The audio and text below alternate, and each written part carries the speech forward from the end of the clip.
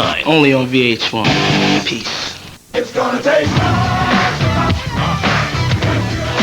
1993 saw George Clinton up to his old tricks with the release of Hey Man, Smell My Finger. Despite a last-minute call from Prince requesting that George change the title of the record, Clinton's funkiness would not be restrained. Critics called it Clinton's best record in years.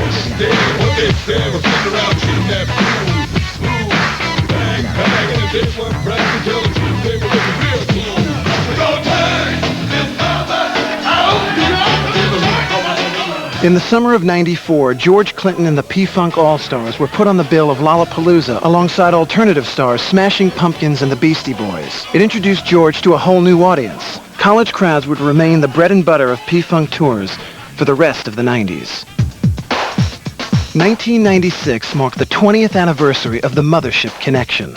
On July 4th in New York City, George Clinton and the P-Funk All-Stars reunited with original funk mobsters Bernie Worrell and Bootsy Collins for a relaunch of the Mothership.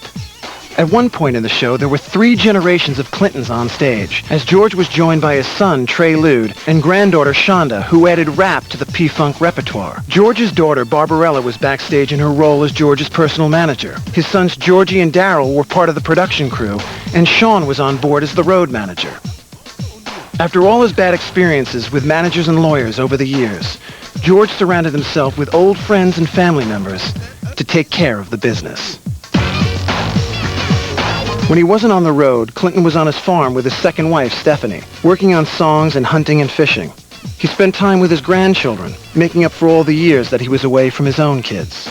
You don't get a chance to enjoy them, as kids as much. Come on Christmas, bring on toys and see them here and there. But my grandkids pretty much grew up with me. And at home, I'm granddad. On the road, I'm granddude.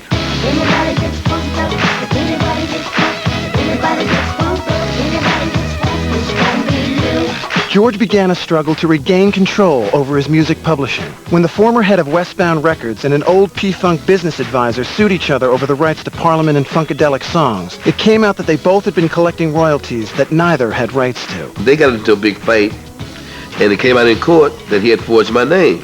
All this time, he was telling them, other band members, that he gave the money to me. I think a lot of people that he's worked with, that he was really very close with, thought he was getting more than what he was. And, and to find out later, he really wasn't. In 1996, Clinton and his co-writers were awarded $20 million, but the money has remained tied up in court. No, it's still not resolved. My name has also been forged on contracts, publishing. So I'm still at war.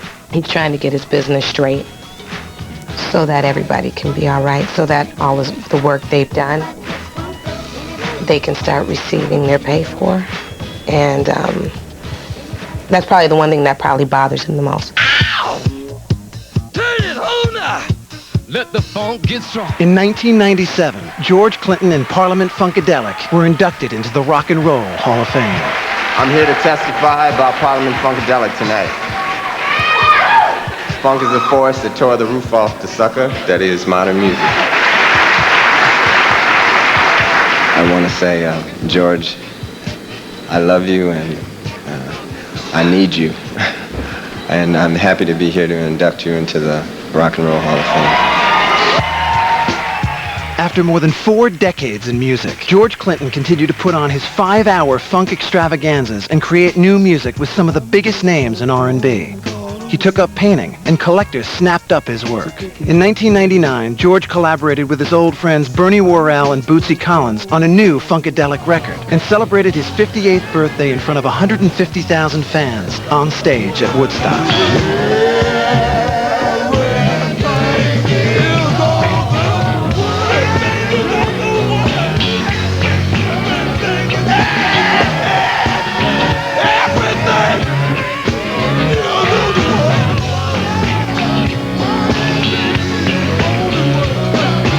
To me, the pursuit of happiness is the fun. If you catch it, you're going to be bored as hell. George Clinton had come out of the ghetto to become a major force in modern music. The most sampled man on the planet, Clinton's musical influence was recognized all over the world. As the 20th century drew to a close, George Clinton continued to give up the funk to anyone who was willing to get down. Well, I'll be forever doing this. You know, as far as I'm concerned, it's just starting. We're going into the new millennium. We've been waiting for this for a long time, and we feel now funk is ripe and ready. So to me, it's just like the first day of the rest of my life. Not just me, she was totally deep when she did the freak with me. He went from hoodlum to hunka burnin' love. Get the real story behind the man who gets the behind on Barry White Behind the Music. Oh yeah. Up next, only on VH1.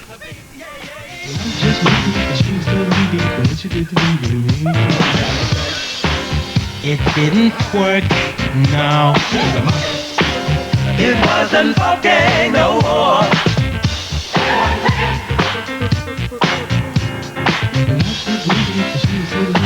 She did with me.